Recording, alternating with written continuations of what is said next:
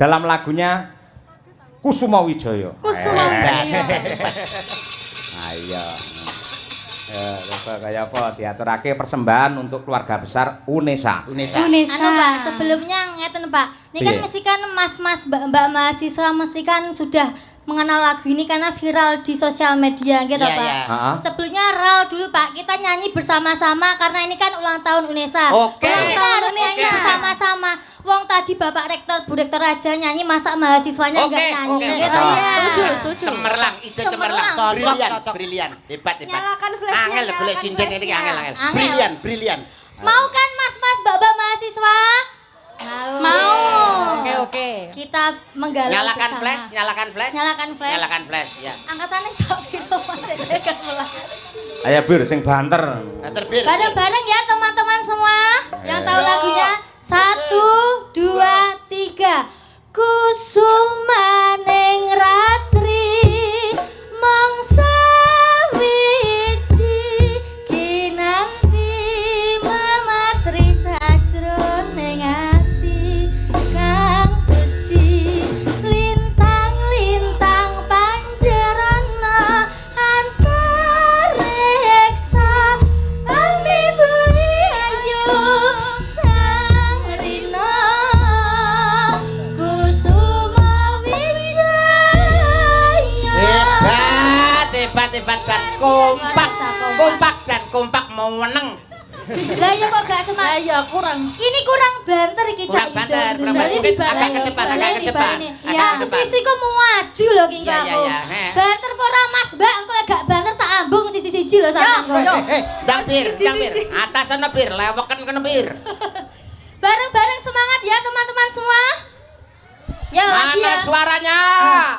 1, 2, 3. Kusumaning ratri mangsa wiji kinanti mamatri sajroning ati kang suci lintang-lintang panjerana antareksa ati bumi ayu sabrina kusuma wijaya. Tepuk tangan untuk Unesa tercinta. Bisa toh Bir? Bisa Pak. Oh, Siap. Sindratasi karo Mas Joko diajari iki barang Oh gitu Pak. Materi wingi ujian semester. Ayo. Kusuma Wijaya bersama Madangkara untuk Unesa dan masyarakat Surabaya yang tercinta. Yuk.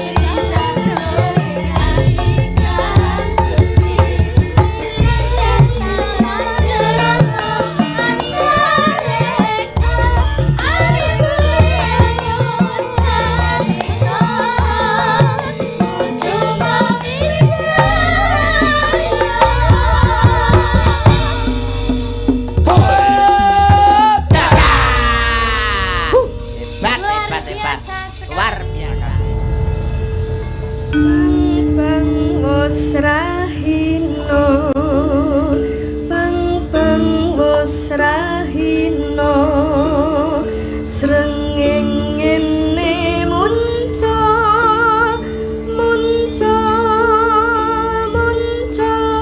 sunar sumamburat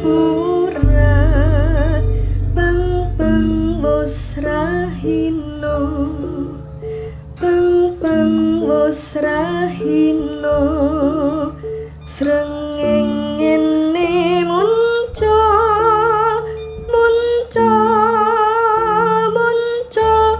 sunar sumamburat cicit cuwit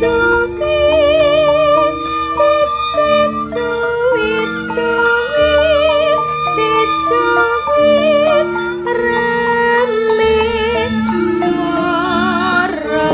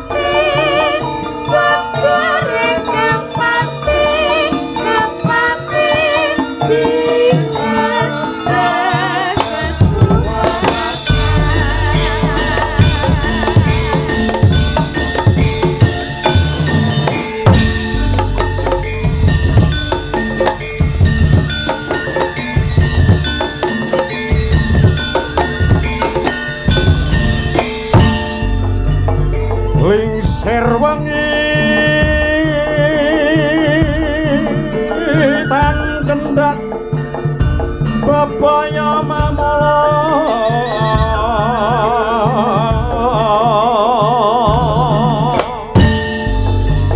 tan kinaya ngapa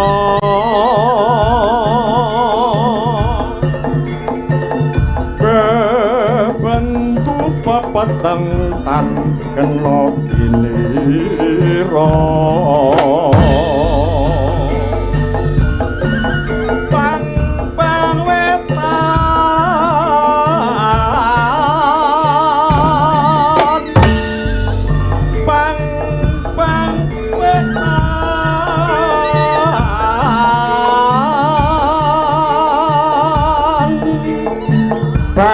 Bang wetan semburato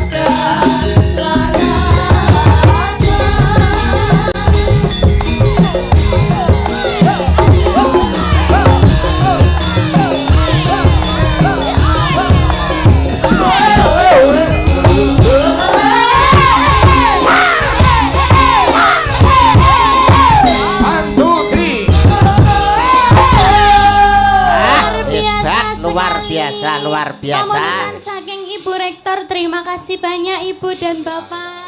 Gadahe WC. Hilani. Ngomongnya.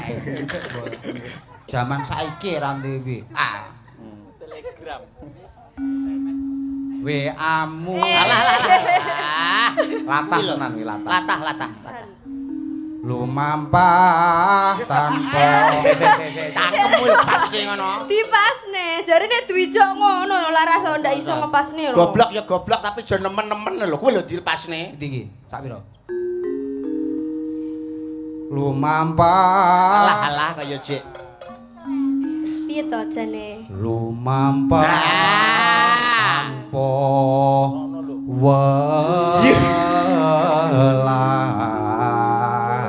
welah. Enak tenan ae. Ing madyaning jala nindi. Cek to. Nindi sapa? Nindi iki sapa? Nidi ya nindi. Kelingan mantan iku jenenge Nindi. Alah, cah rupane kaya nyambik kok.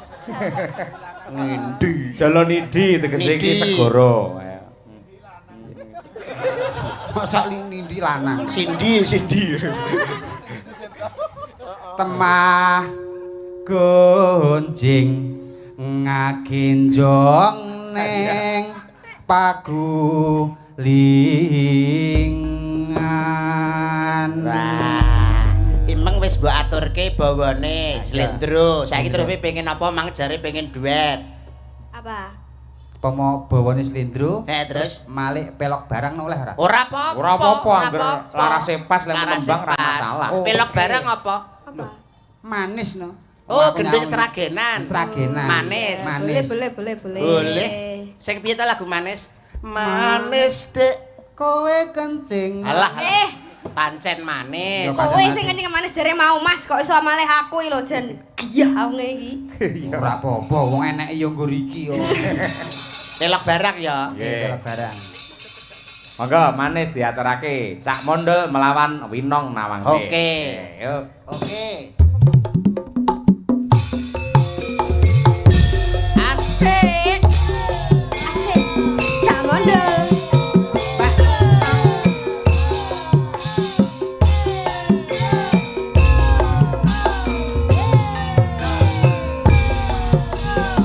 Ya.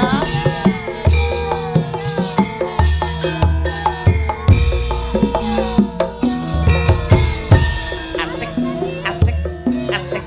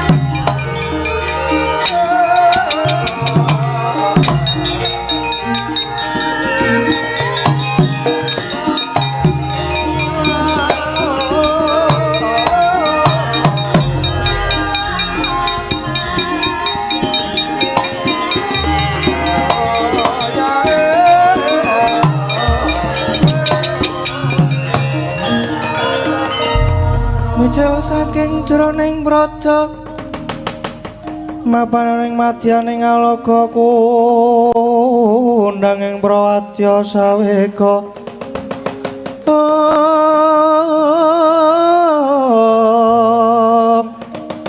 pasara tambur miyang suling pepandhen taludak miya pandira kakandha mawarna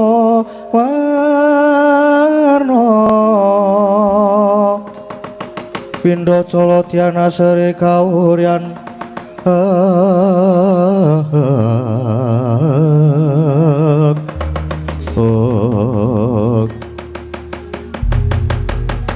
kadangku Anuman Mayangkara rene nggonku suwana ngersane yang adi panembahan Begawan Kesawa Sidi kepara rada adoh aku ya Begawan Mayanaka bayuning gunung nungsum pawarta apa ingkang dadi dawuhe Sang Mahawiku aku situ bondo bayuning gajah uga nyadung dawuh nadyan aku bayuning naga uga cumadung dawuh aku Garuda Mahambira bayuning kukila nungsum pawarta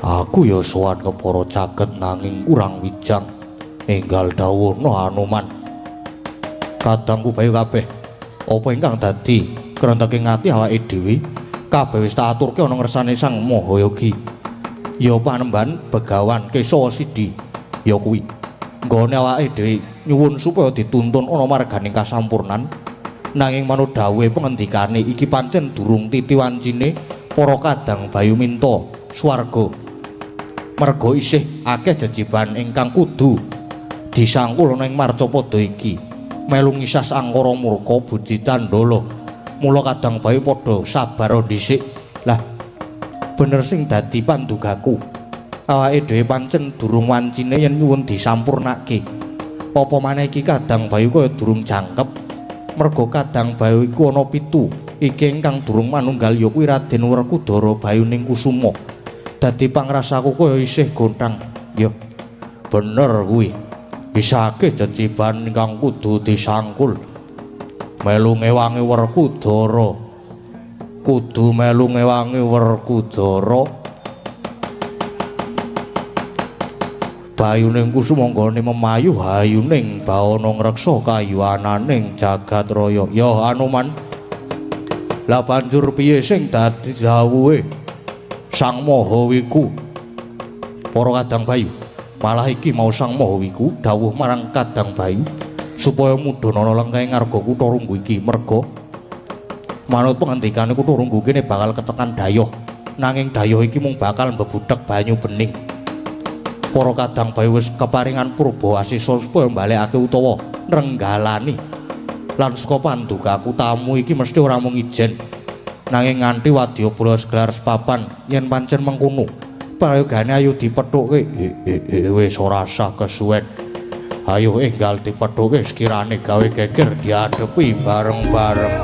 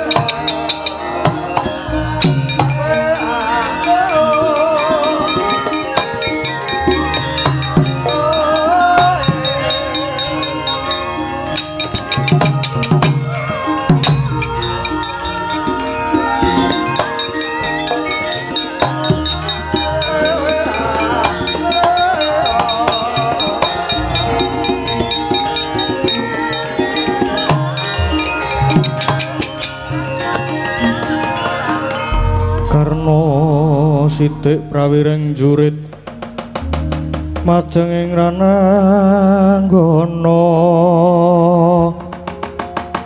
mingisaken sangkala titik Paman Haryo sampun mungko dhateng kula lan nganti Kurawa kanthi sikep gegamaning ayuda inggih nggih mapan menika inggih mundi dawuhipun anak Prabu Duryudana supados ngawat-awati tindak paduka anggir inggih matur nuwun malah menika sampun ngancik wonten lengkeng arga Kutha Runggu pramila niki mangke kula badhe minggahing pertapan Kutha Runggu manggi Begawan Kesawa Sidi badhe nyuwun pepakem Kutha Rama inggih menawi boten dipun paringaken prayogi pertapan dipun damel sungsang bawana balik kemawon nek perlu pertapan diobong kemawon inggih paman Kurawa supados tata-tata siagane ngayuda monggo minggahing pertapan inggih monggo ger Kartomarma kula wonten dawuh man ayo melu munggah ger nggih ngesaken dawuh paman monggo kula dherekaken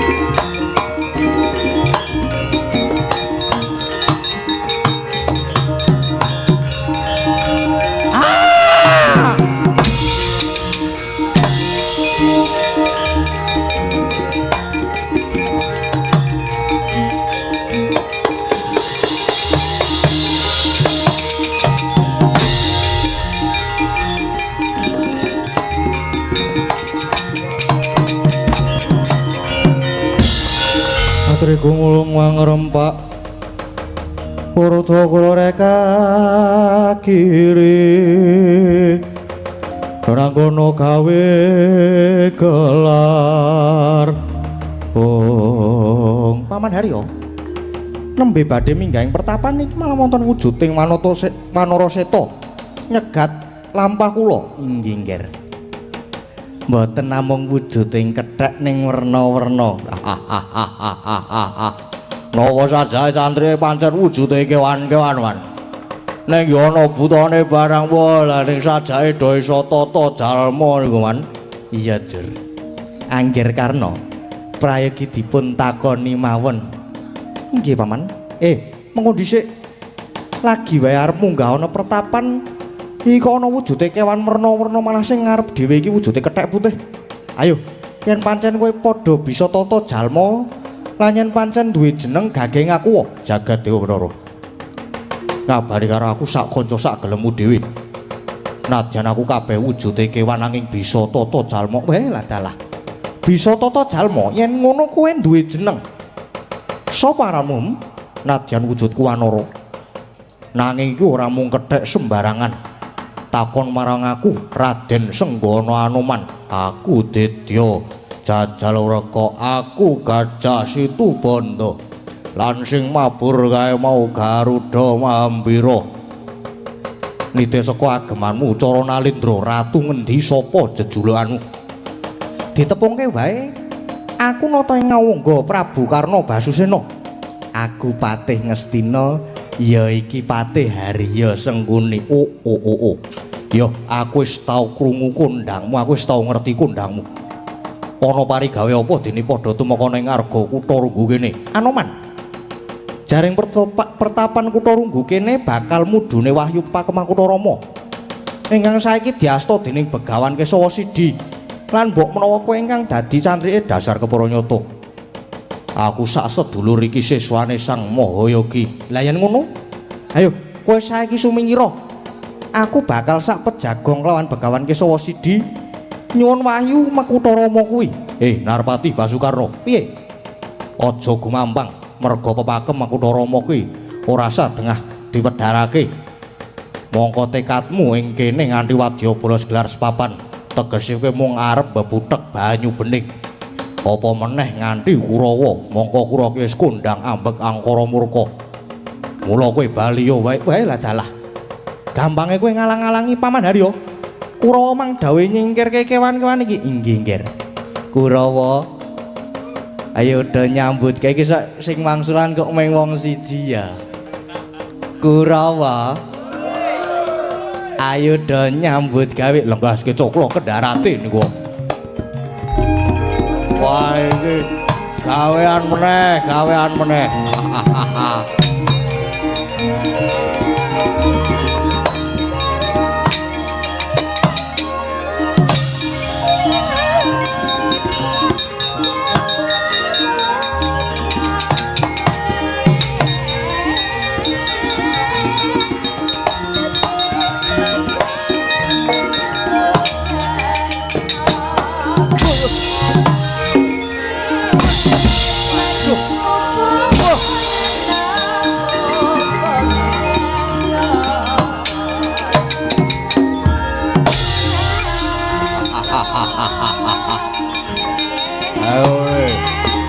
Awas tandak muter kowe.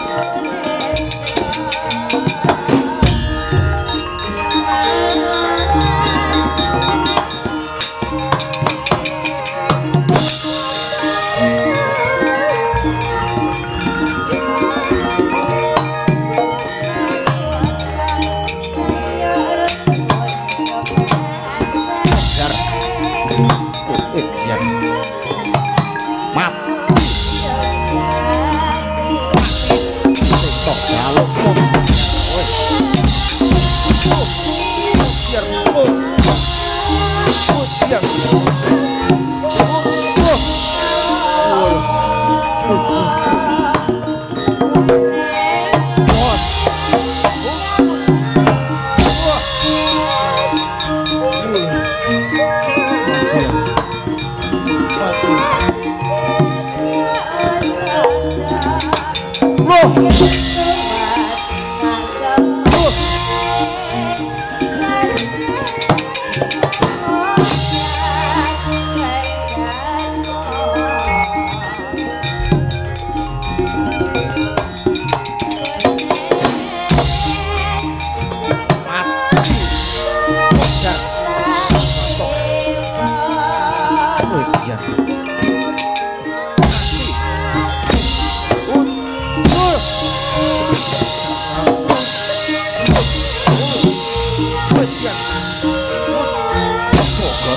sirahmu.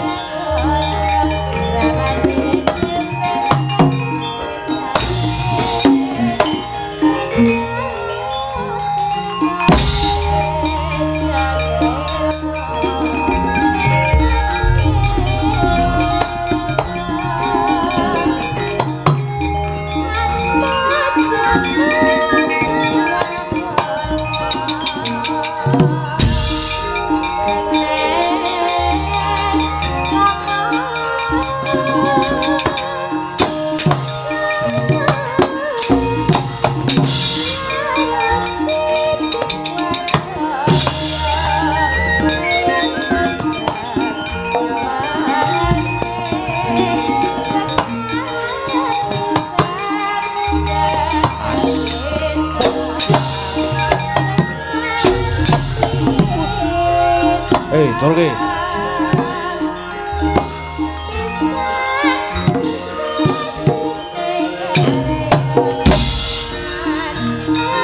Ayo, atuh godo. Ayo.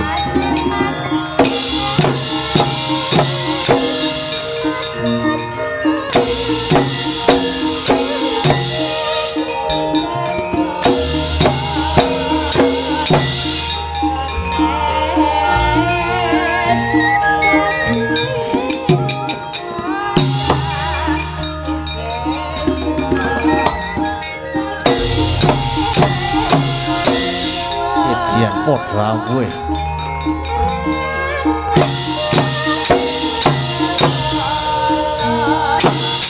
Waduh. Udah.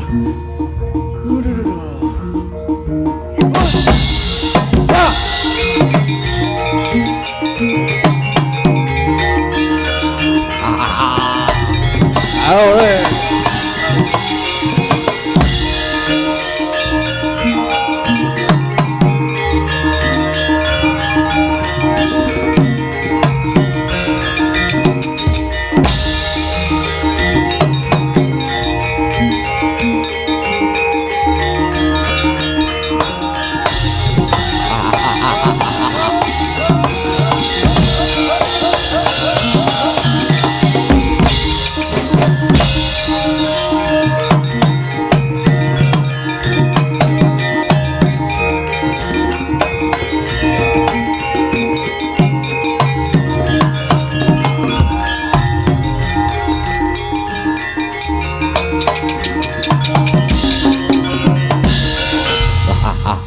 Kurawa bubar maut mungso Anoman. Ayo aku ya golek mungso sing imbang. Kowe buta jajal raka ya? Ya aku dadi jajal raka. Kowe sapa? Aku Raden Dursasana. Ayo mungso karo aku ana sirah buta tanggo gatheng. Maju tak rimah-rimah untal marang kowe.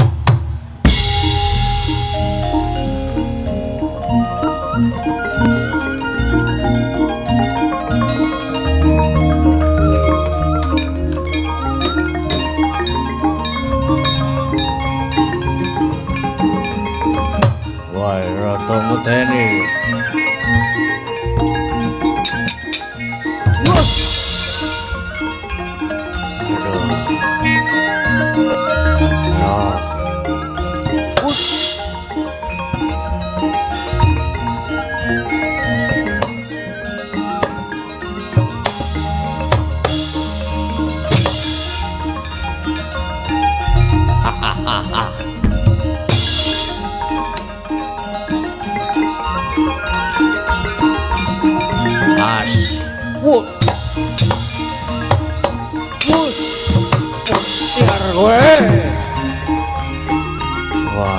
Dan buta kae ampun lincah.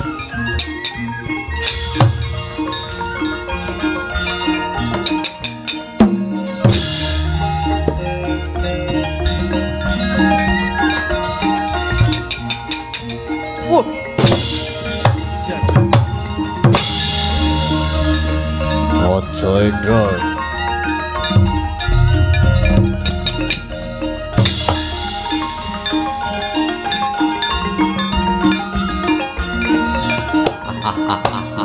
Waduh meteni. Terpus. Wah, rumpul modar ini. Wah.